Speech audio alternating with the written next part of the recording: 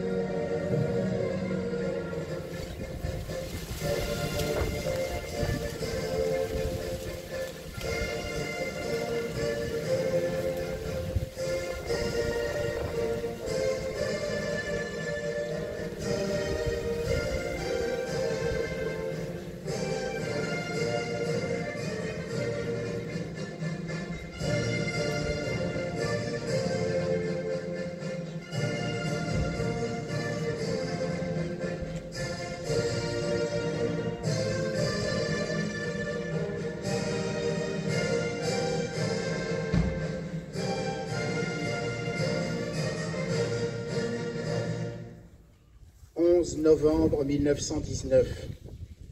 À la 11e heure du 11e jour du 11e mois de la 5e année de guerre, les armes se sont tues. L'armistice signé dans un wagon placé dans la clairière de Rotonde a mis fin à ce que l'on nomme depuis 1915 la Grande Guerre. Georges Clemenceau, à la tribune de l'Assemblée nationale, déclare « En cette heure terrible, grande et magnifique, mon devoir est accompli ». Le 11 novembre, tel que nous le connaissons, ne sera commémoratif et chômé qu'en 1922. Avant cette date, c'est le 2 novembre, jour des morts, qui lui était préféré. Ce souvenir reste immuable après plus de 100 ans. La nation tout entière se recompose dans chaque commune lors du cortège processionnaire qui, de la maison communale, rallie le monument aux morts souvent fraîchement inauguré. Nous savons que les monuments, les commémorations n'ont jamais consolé les mères, les épouses, les enfants que nos soldats avaient laissés derrière eux. Nous savons que l'horreur des hécatombes, la sauvagerie des combats, la solitude des nuits de veille, la présence de la mort ne seront jamais compréhensibles à qui ne les a pas connus. La fraternité d'armes née de ces circonstances restera à jamais le secret de ceux qui la vécurent dans leur chair.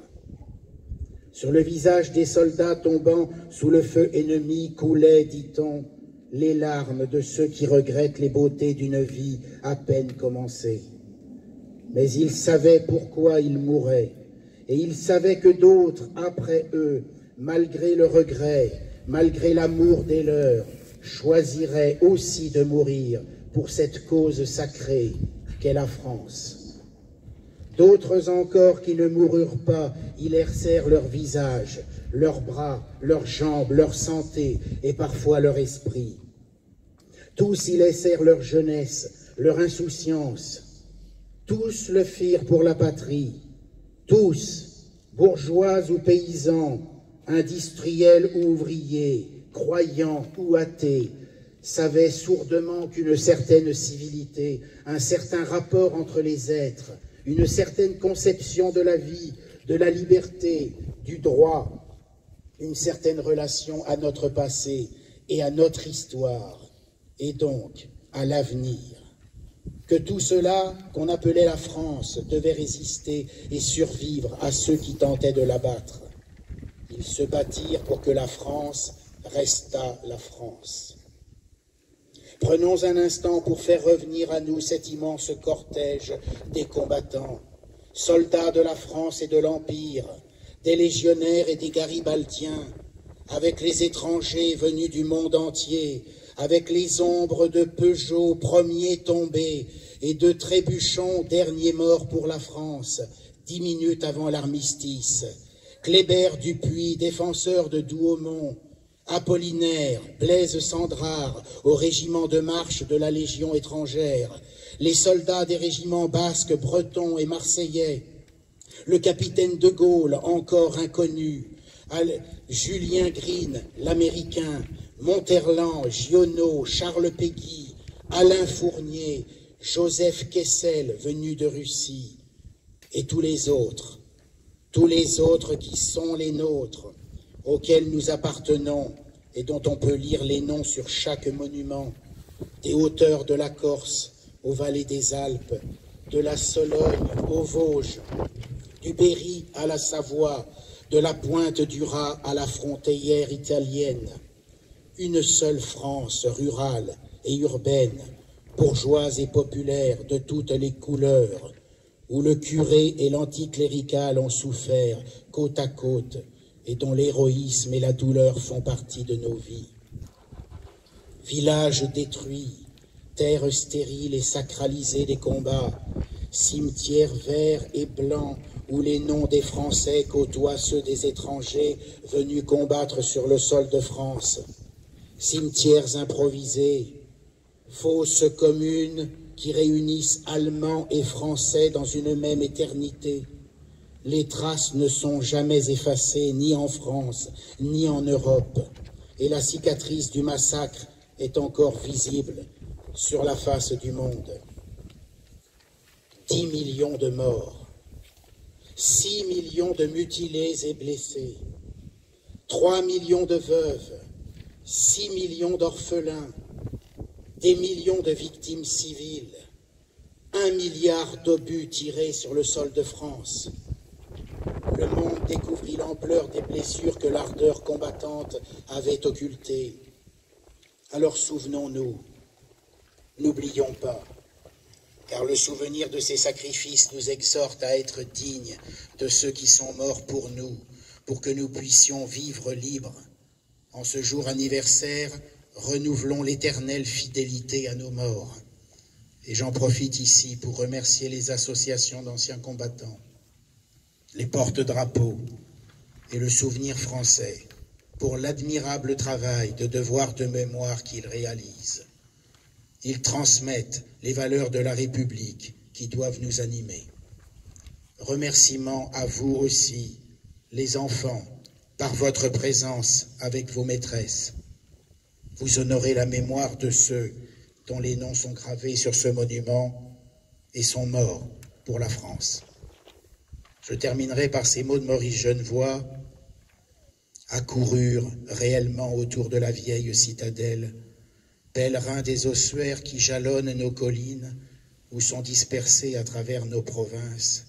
Nous serons comme naguère fraternels, unis dans un sentiment de l'homme qui dépasse la fortune des batailles et qui rejoint par-dessus tant de morts un espoir qui ne peut mourir.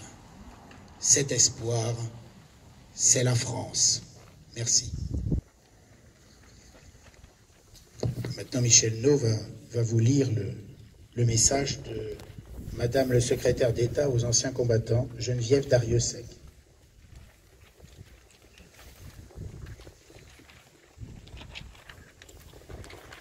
C'était il y a un siècle. Un an après la fin des combats de la Grande Guerre, le 11 novembre 1919 fut le premier de la paix retrouvée. Désormais, le silence donne là où l'orage d'acier a tonné avec fureur. Il règne sur d'innombrables champs de bataille qui ont charrié un si long cortège de morts, de mutilés, de blessés et de traumatisés.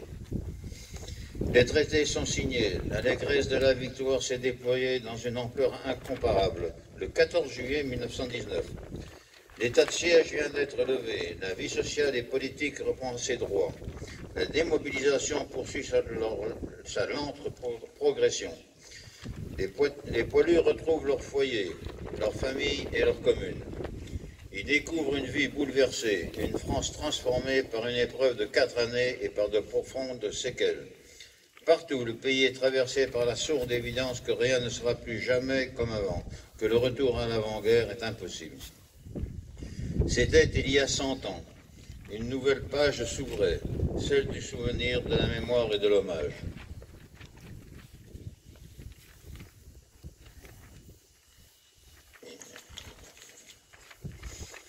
Depuis, inlassablement, les Français sont fidèles à cet anniversaire. En ce jour, dans les nécropoles, devant les monuments aux morts, sur les places de nos villages et de nos villes, toutes les générations, unies et solidaires, se rassemblent et se recueillent.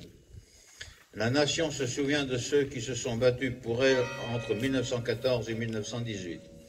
Elle n'oublie pas ces enfants tombés au champ d'honneur sur tous les fronts, d'Orient et d'Occident.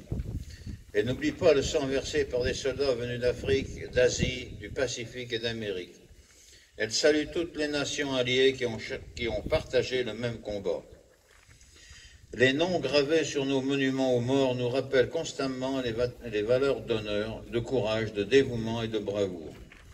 Depuis 2012, chaque 11 novembre est aussi l'occasion d'honorer toutes les filles et les fils de France qui, dans tous les conflits, hier comme aujourd'hui, ont accompli leur devoir jusqu'au don suprême. En ce jour, la nation rend un hommage particulier aux soldats morts pour la France en opération extérieure. En inaugurant un monument national en leur mémoire, le président de la République inscrit dans la pierre comme dans les mémoires la reconnaissance pleine et entière de tout un peuple pour ses combattants. Au lieu de la mémoire nationale, ce monument aux morts pour la France en opération extérieure, est aussi un rappel de la préservation de notre indépendance, de notre liberté et de nos valeurs sur ceux qui ont donné leur vie pour les défendre.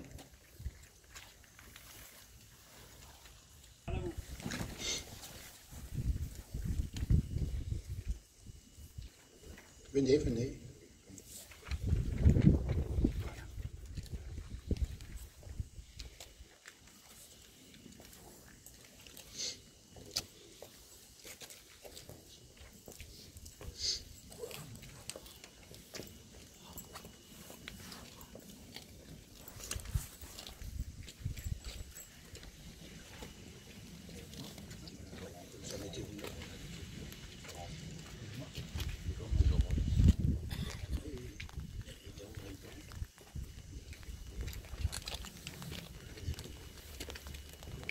Ouvrez le banc.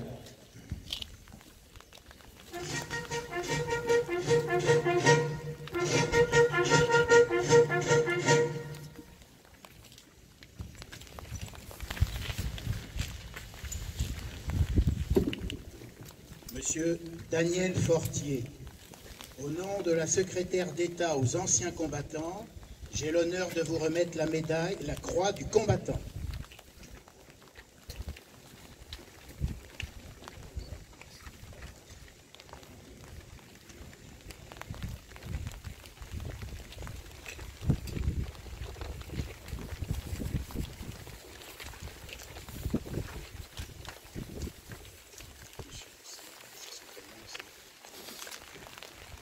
Monsieur Franck Mosselin, au nom de la secrétaire d'État aux anciens combattants, j'ai l'honneur de vous remettre la croix du combattant.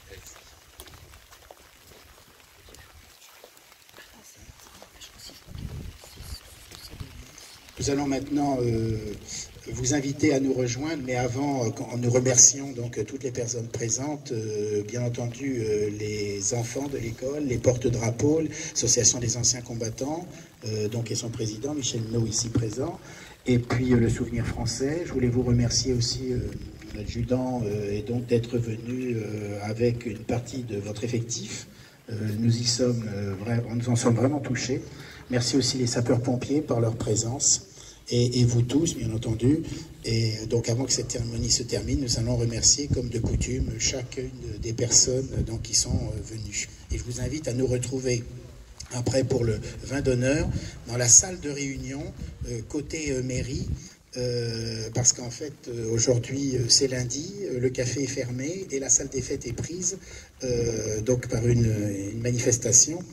Donc, nous vous recevons dans la salle de réunion qui est côté salle des fêtes. Il faut aller comme si vous alliez à la salle des fêtes, salle de réunion, nouvelle salle de réunion. On sera un peu à l'étroit, mais c'est pas grave, on se tiendra chaud.